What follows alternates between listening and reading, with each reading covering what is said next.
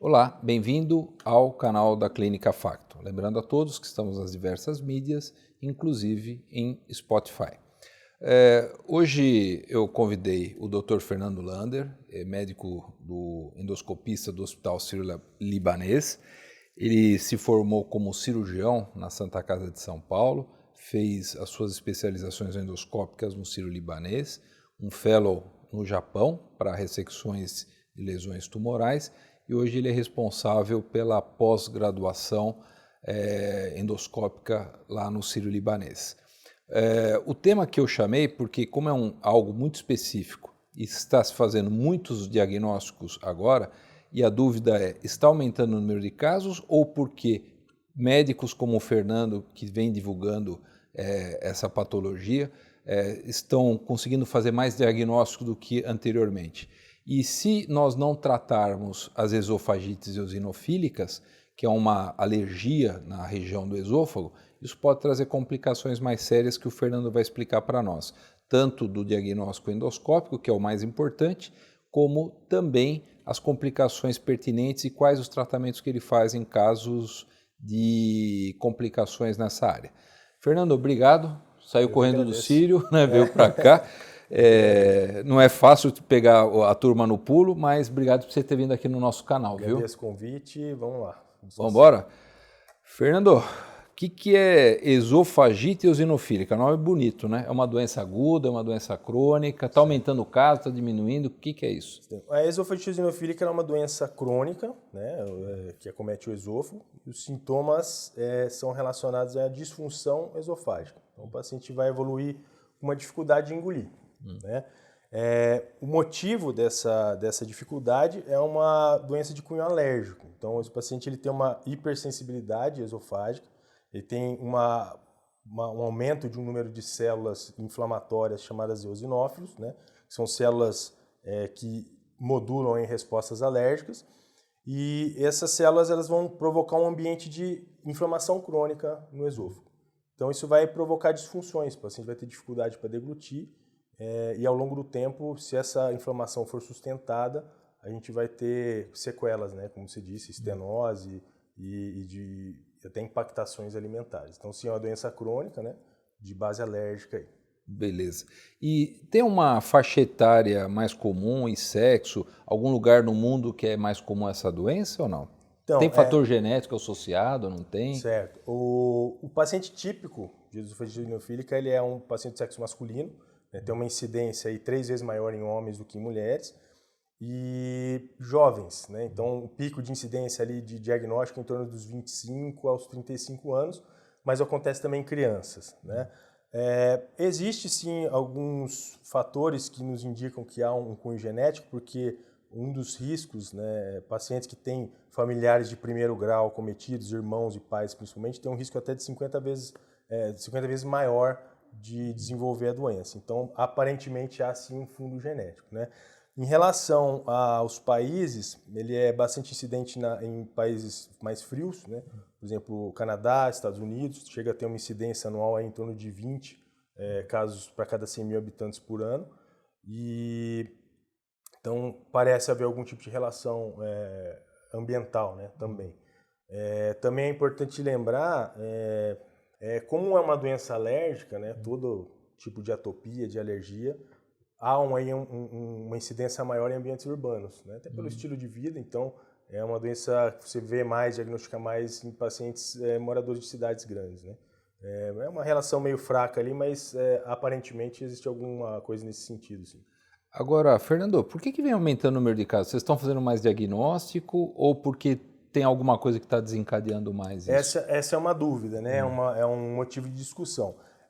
Realmente, atualmente, a gente tem um número muito elevado de exames de endoscopia diagnósticos, né? Então, só por esse fator, qualquer tipo de doença que pode ser diagnosticada por endoscopia vai ter sua incidência aumentada. Se existe um aumento real do número de casos, isso ainda é um fator de discussão. A gente sabe que, como é uma doença relativamente nova, que em torno aí de 20 anos vem sendo mais discutida, a nossa própria conscientização em relação à existência dela aumenta esse número de diagnósticos.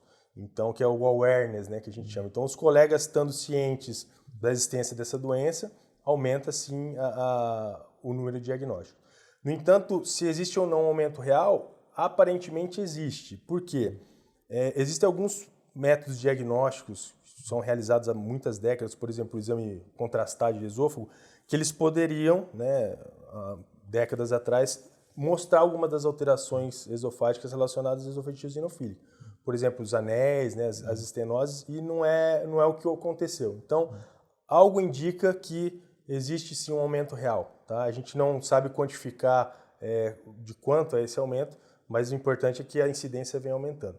Até assim, a título de discussão, né, o porquê seria o motivo desse aumento real, podemos falar, talvez, o nosso estilo de vida, né? A gente tem uma sociedade cada vez mais industrializada, a gente tem cada vez menos exposição ao ambiente natural, então todas as doenças alérgicas, de uma forma geral, elas têm uma incidência, vem mostrando, né, uma tendência a maior incidência, né? Mesmo as doenças inflamatórias, como Com certeza, retocolite, todas Crohn, elas, né? A gente tem alimentos industrializados, alimentos transgênicos. Eu não estou afirmando nada de forma categórica, mas é algo para se pensar, né? Um motivo de discussão aí, vamos dizer. E, Fernando, o paciente chegou no meu consultório. A gente estava junto outro dia numa reunião, inclusive você deu uma aula lá. Isso. E a gente estava conversando sobre diversos assuntos, inclusive desse assunto da esofagite eosinofílica. E aí, assim, o paciente apareceu no meu consultório. O que o cirurgião ou o clínico ou quem estiver atendendo tem que desconfiar que esse doente está tendo um problema com esofagite eosinofílica? Em termos de sintomas, tá. O sintoma típico é a disfagia, né? Que é uma dificuldade de engolir alimentos sólidos. Então, qualquer paciente com essa queixa, ele tem que ser investigado, tem que ser valorizado independente da faixa etária. De acordo com a faixa etária, a gente vai ter uma desconfiança maior ou menor para determinada patologia, né? Então, tipicamente ele vai referir dificuldade para engolir, ele pode ter entalos, né? A gente sabe que quem apresenta dificuldade para engolir, a disfagia, até 15% tem o diagnóstico de esofagite eosinofílica, enquanto quando há impactação alimentar, né, que é quando o bolo alimentar ele entope, né, ele para no esôfago, chega a ser 50%. Então, todo paciente com essa queixa ele necessita de investigação. Isso para pacientes adultos, né? Nas crianças, pode ser um pouco diferente, porque a criança ela não queixa de uma forma tão consciente, né? Ela não sabe relatar os sintomas. Então, é muito comum você pegar um paciente pediátrico, por exemplo, que os pais referem que ele é chato para comer. Então, a criança fica na mesa ali, a família inteira já terminou a refeição, a criança ainda está lá enrolando, começa a precisar ingerir muito líquido junto com a alimentação. Então, os pais reclamam que a criança é muito seletiva, então tem alguma textura de alimento que ela se recusa a comer. Tudo isso leva a crer que pode haver algum problema nesse sentido. Então, precisa ser investigado adequadamente, né? E aí tem associações, às vezes, com asma, bronquite, outras coisas. Isso. Por ser uma doença alérgica, né? Rinite, dermatite e asma são 3 doenças que podem vir em conjunto. Então, pacientes que, além das queixas esofágicas, apresentam essas doenças, merecem uma investigação mais detalhada. Show de bola.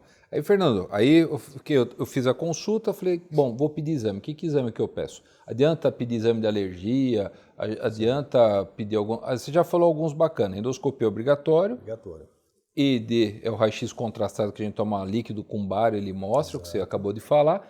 Mas exame de sangue vai ajudar alguma coisa?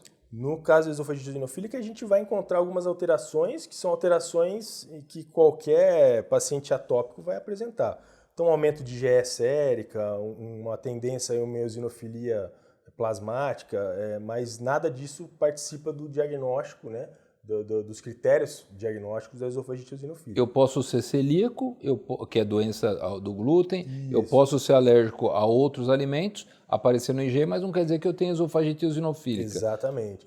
Para diagnóstico de esofagite eosinofílica, endoscopia com biópsias esofágicas. Isso aí é o padrão ouro, tá? E é o único método de diagnóstico no momento. Não existe nenhum marcador molecular ou celular, né, que a gente possa dosar no sangue que vai te fechar o diagnóstico, né, que vai te dar o diagnóstico. É só esofagite eosinofílica a endoscopia digestiva com biópsias e contagem de eosinófilos nas amostras. Boa. Por isso que muita gente às vezes vai fazer endoscopia, eles passam, principalmente no serviço padrão, como é do Sírio, vocês fazem um questionário exatamente até para captar alguma coisa e ampliar para isso que nós estamos conversando agora, né? Às vezes para ampliar, porque às vezes o pedido foi feito um pedido de endoscopia, né? E a gente não sabe o raciocínio que o colega teve para indicar aquele exame. Então, a entrevista com o paciente antes é essencial.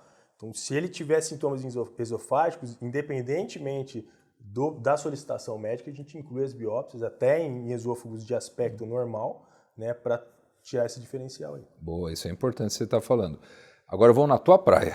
Vamos lá, vamos sair da parte clínica. E aí, estou fazendo endoscopia, o que eu acho lá? Então, existem 5 achados típicos, né, que eles podem estar presentes em grau maior ou menor, ou pode não haver nenhum também. Então, esôfagos normais não excluem o diagnóstico. Então, por isso que na presença de sintomas esofágicos, biópsias estão sempre indicadas. Os 5 achados são, primeiro é o edema, que é o inchaço da mucosa, né? Você vai ter uma mucosa grosseira, espessada, branca, mais esbranquiçada. A mucosa do esôfago é muito fininha, né? Então você, até por transparência, enxerga os vasos. Então, nesses pacientes, eles podem estar meio apagados. É um achado comum, mas inespecífico, porque outras doenças, por exemplo, a doença do refluxo, pode mostrar isso também. Então, seria, vamos dizer, o nível mais baixo ali, né? A primeira manifestação. Depois nós temos os anéis, né? Que são formações anelares ali sequenciais. Então, quando você observa o esôfago por endoscopia, parece uma traqueia, né? São vários anéisinhos, um atrás do outro. Isso já indica um grau um pouquinho mais avançado de inflamação, porque essa submucosa, né, a segunda camada ali, a mais profunda, mais espessa, ela vai começando a cicatrizar, vai ter fibrose e ela vai formando essas ondulações. Isso é bem típico, tá? O terceiro achado seriam os furrows, ou sulcos, né? São sulcos, eles são longitudinais, como se tivesse um risco ali, uns riscos na mucosa esofágica, e que também são bastante característicos, né? E por último, por penúltimo, é o exudato, que são alguns pontos brancos na mucosa, e nada mais são do que microabscessos, né? São grandes aglomerados de eosinófilos ali que se manifestam, e ali, quando a gente realiza a biópsia, é onde a gente estatisticamente tem um número maior de contagem de eosinófilos ali. Então é um lugar que a gente privilegia na biópsia, porque o patologista vai conseguir achar um número elevado de eosinófilos e fechar o diagnóstico. E por último seriam as estenoses, né? Que é quando você tem uma redução do calibre do esôfago. Então uma área de estreitamento fecha mesmo. E às vezes pode acontecer alimentar, né? Pode ter impactação e você às vezes pode não conseguir terminar o seu exame de endoscopia porque o aparelho não passa. Tá? O aparelho ele é tão estenótico que você não consegue transpor aquela região de tanta fibrose, tanta cicatrização que tem ali. Então, você já falou alguns diagnósticos diferenciais, a doença do refluxo, que pode dar algumas coisas específicas, candidíase esofágica. Candidíase fazendo ali o diferencial com o exudato, né, que são esses pontinhos brancos, que é uma infecção fúngica, mas o principal é a doença do refluxo. Com certeza é o principal diferencial. Megaesôfago idiopático, né? Acalásia, né? Em pacientes de mais idade tem que sempre pensar em tumores, né? Sim. Então, causas obstrutivas aí, secundárias, a gente tem que sempre estar investigando. Existe alguma relação, por exemplo, doença do refluxo aumenta o eosinófilo também na biópsia? Sim. E aí qual que é o ponto? Porque aí a endoscopia foi o padrão ouro, mas o segundo padrão ouro é a biópsia.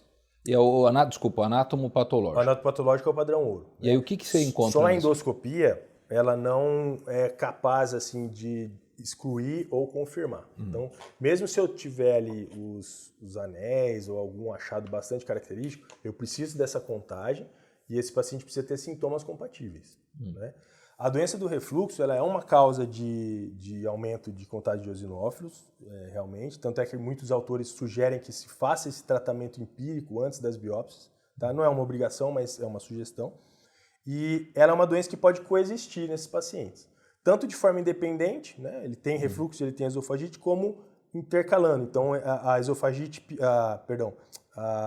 o refluxo piorando os sintomas da esofagite eosinofílica. Né? E vice-versa. Então, e vice-versa, ou então de forma independente. O que a gente vê na prática é que boa parte dos pacientes respondem ao tratamento do refluxo. Então, você inibindo o ácido, né, inibindo a acidez com omeprazol, essas drogas, você diminui essa contagem e melhora os sintomas. Boa, excelente dica. E, Fernando, eu não fiz o diagnóstico precoce. Qual que é a complicação que tem a longo prazo? Então, essa perpetuação do processo inflamatório de forma crônica, né? Você tem o quê? A agressão à mucosa, né? Você tem inflamação, cicatrização, e esse processo ciclicamente ao longo dos anos vai culminar no remodelamento do esôfago. Então, esse esôfago vai estenosar, ele vai diminuir de calibre, né? Ele vai ficar fibrótico, então você pode ter sequelas lá irreversíveis. Felizmente, a minoria dos pacientes, né, que apresentam, mas essa seria uma complicação. Então, é uma doença que prejudica muito a qualidade de vida do paciente. Porque é um paciente que tem medo de comer, às vezes. Então, ele evita situações sociais, ele evita uma confraternização ali da firma, porque ele tem medo de entalar, ele já teve algumas impactações alimentares durante a vida, aí teve que interromper lá, sei lá, a ceia de Natal para ir para o hospital fazer uma endoscopia, entendeu? Então, é um paciente que tem uma repercussão muito ruim. Então, tudo isso, quanto antes a gente iniciar o tratamento, mais chance a gente tem de prevenir essas sequelas, né, e de melhorar a qualidade de vida do paciente. Aí, tratando, evita de ter isso e ter que ficar fazendo dilatações. O tratamento seria dilatações endoscópicas? Das estenoses seriam as dilatações, né? São 3 fundamentos, são os 3 Ds que a gente chama. Dieta, drogas, né, medicamentos, e dilatação nos casos de estenose. Dieta a gente tenta tirar os mais comuns, né? Isso. Existem alguns métodos, né, algumas estratégias. A mais comum é a dieta de eliminação empírica, né? Que você vai eliminar ali os alérgenos mais comuns. Existe a de 6 qualidades e a de 4.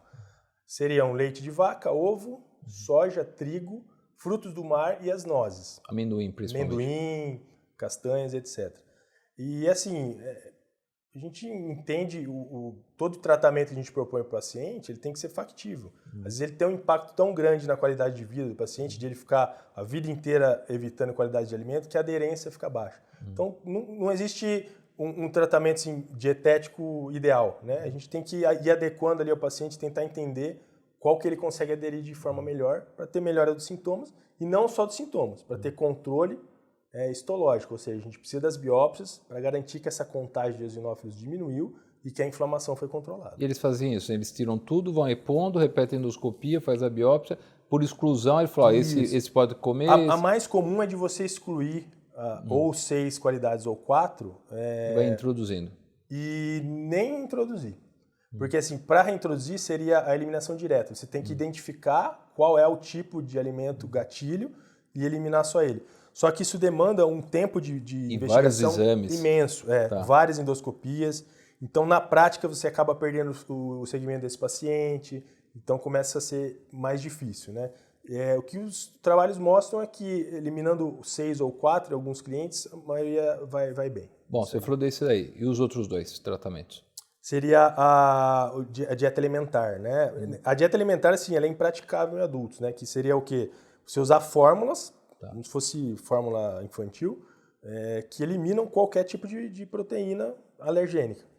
Então, em adultos isso é impraticável, né? Você imagina a qualidade de vida do paciente que vai tomar líquido preparado para o resto da vida. Então, para crianças, principalmente crianças menores, vai muito bem. Essa seria, teoricamente, a melhor dieta, né? Em termos de controle de inflamação. Mas na aplicabilidade dela, ela para adultos é inviável. E agora, de remédios, nós temos um tratamento clássico, que a gente manipula os remédios com corticoides, né? E aí faz esse corticoide grudar na parede para ele dar aderência. E existem os imunobiológicos. Vamos falar do primeiro. O primeiro vai bem para o Brasil? Então, o primeiro seria o IBP, né? Isso. Que dado ao paciente, uma boa parte responde. Agora, a maioria responde bem aos glicocorticoides. Né? E realmente é um ponto interessante, porque esse tratamento ele não é sistêmico, ele é um tratamento tópico. Então, você não dá o cortisol para o paciente, né? A cortisona, enfim, para efeito sistêmico, né? Você dá para que ela faça um efeito tópico. Então, tem que aderir na mucosa do esôfago. Classicamente se usam as bombinhas de asma, né, a fluticasona, etc. Só que o paciente, ao invés de inalar, ele deglute. Né? Isso inspira alguns cuidados, porque ele tem que tomar cuidado com a higiene oral, né? É um imunossupressor, então pode ter aí candidíase, né, moliníase na boca, então ele tem que escovar bem o dente e tal. E a gente sabe que manipulando fórmulas que a gente chama de orodispersíveis, né, que ela tem uma aderência, então, por exemplo, misturado em substâncias semelhantes ao mel, né, ele vai ficar mais tempo ali em contato com o esôfago e vai ter um efeito melhor. Tá? Seria esse a opção que a gente tem de tratamento. Tá. medicamentoso. E existem agora os novos remédios, os biológicos, né? Exato. E que são caríssimos, não estão aprovados pela ANS, chega a ser tomado de 2 a 4 vezes por mês, né? Isso. E tem um valor alto e é uma doença crônica, né? Exato. Os imunobiológicos, né, o único disponível no mercado, que é o Dupilumab, ele é um antígeno monoclonal humano, que inibe algumas interleucinas relacionadas ao processo inflamatório. E ele é o único disponível no mercado com posologia para esofagite eosinofílica. Tá? Ele já é utilizado para asma, para dermatite atópica de difícil controle, mas atualmente foi ampliado aí sua indicação para esofagite eosinofílica. Realmente é um tratamento muito caro, né? É uma doença crônica, então é um tratamento prolongado. E ele é feito com injeções a cada 2 semanas, né? Então, a estimativa de valor anual é em torno de R$300 mil. Ela já tem Anvisa, né? Mas ainda não foi incluído no rol de procedimentos da ANS, então, a princípio, os planos de saúde não são obrigados a cobrir. Isso para a esofagite eosinofílica, tá? Ela já é incluída para o tratamento de asma e para o tratamento da dermatite atópica. Mas, se eu não me engano, em abril agora desse ano, houve já uma solicitação de inclusão, né, dessa indicação, com um parecer inicial favorável. Então, pode ser que isso mude daqui para frente. É interessante que eu fiz uma pesquisa breve em relação a isso, e você vê muitos escritórios de advocacia fornecendo liminares e fornecendo o atendimento, né, o serviço para os pacientes, para judicializar a indicação, então, para tentar a liberação dos convênios. Porque realmente, via particular, é caríssimo, viável, né? Fernando, então eu resolvi fazer tratamento. Dei lá os prazóis da vida para inibir a produção de ácido, para não ter refluxo. Eu fiz lá meu corticoide tópico, que você orientou. De repente, eu fiz esses biológicos. De quanto em quanto tempo eu devo fazer endoscopia, controle desses pacientes? Então, a gente vai avaliando os sintomas do paciente, né? Se ele está respondendo à terapia medicamentosa. Eu não conheço muito tempo, não. Tá? A gente vai repetindo aí à medida que ou reintroduz ou elimina algum alérgeno que você precise testar novamente. Por exemplo, eu começo um tratamento, eu quero ver como é que está a evolução daquele edema, daquela história. 6 meses eu acho que é um bom tamanho para reavaliar. É aquele negócio, você precisa do tempo para aquela medicação fazer efeito, para a dieta do paciente, se estiver sendo adequadamente seguida, surtir efeito, e não pode ser um intervalo de exames que seja inviável para o paciente. Né? Sim. Então, seja um fardo para ele ter que... É um exame invasivo, né? É um exame invasivo, que tem seus riscos, né? Então, tudo isso tem que ser considerado.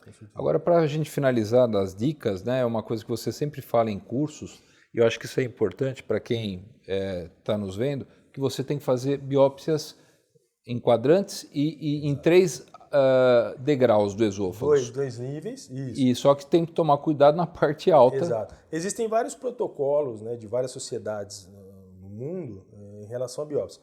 O que todas elas coincidem, né, concordam? Que devem ser múltiplos fragmentos, no mínimo 6. Tá? No mínimo 6 fragmentos você consegue 98% de diagnóstico. Tá? E esses fragmentos eles devem ser colhidos em níveis diferentes. A maior parte deles sugerem 2 níveis, tá? Justamente pelo cuidado da região cervical, né, região proximal. Se você faz ali muito no esôfago proximal, o paciente pode ter dor, né, porque é uma região de sensibilidade somática. Então, você tem que tomar cuidado com essa região. O protocolo que a gente utiliza é o 4-14-4. Então, são 4 fragmentos de biópsia aos 4 centímetros da cárdia e aos 14, tá? Que é o protocolo dinamarquês. E esse estudo mostrou de forma mais eficiente até o momento o que um protocolo de biópsias faz no impacto com a incidência. Eles multiplicaram por 50 o nível, né, a taxa de detecção da doença só aplicando o protocolo. Então é o protocolo que eu tenho seguido. Né? É uma doença que ela pode acometer de forma descontínua o esôfago. Então por isso que você tem que variar a altura, né, e colher mais de um fragmento. Porque se você for só na alteração, você pode ter uma contagem baixa e não dar o critério diagnóstico para fechar. Entendi. Mais alguma dica que você queira dar para o pessoal? Acredito que seja essa, assim, alto grau de desconfiança a gente tem que ter, é uma doença que está, como a gente discutiu, com uma incidência em ascensão, então a gente tem que sempre estar com ela em mente, né, para investigar, e principalmente para o colega endoscopista, né, naquele contato com o paciente que é muito mais breve do que no consultório, né, lembrar dessa possibilidade, né? Então, quando ele queixa de dificuldade para engolir, mesmo que seja algo meio atípico, eu falo, eu tenho um pouco eu sinto algo parando aqui no esôfago, então sempre lembrar dessa possibilidade e incluir as biópsias ali, porque o risco que se acrescenta ao procedimento é mínimo em relação ao benefício que vai ter um diagnóstico precoce e um tratamento precoce. Evitar complicações a longo prazo. Toda vez que você chega antes, quanto mais você precoce for, menos sequela você vai ter e o resultado vai ser melhor. Exatamente. Fernando, obrigado, baita aula, né? Manja muito do assunto. Eu vou te chamar outras vezes para a gente falar de outras coisas. E obrigado por participar do canal, viu? Eu agradeço muito a oportunidade, tá? E estamos à disposição aí. Boa. Outros assuntos.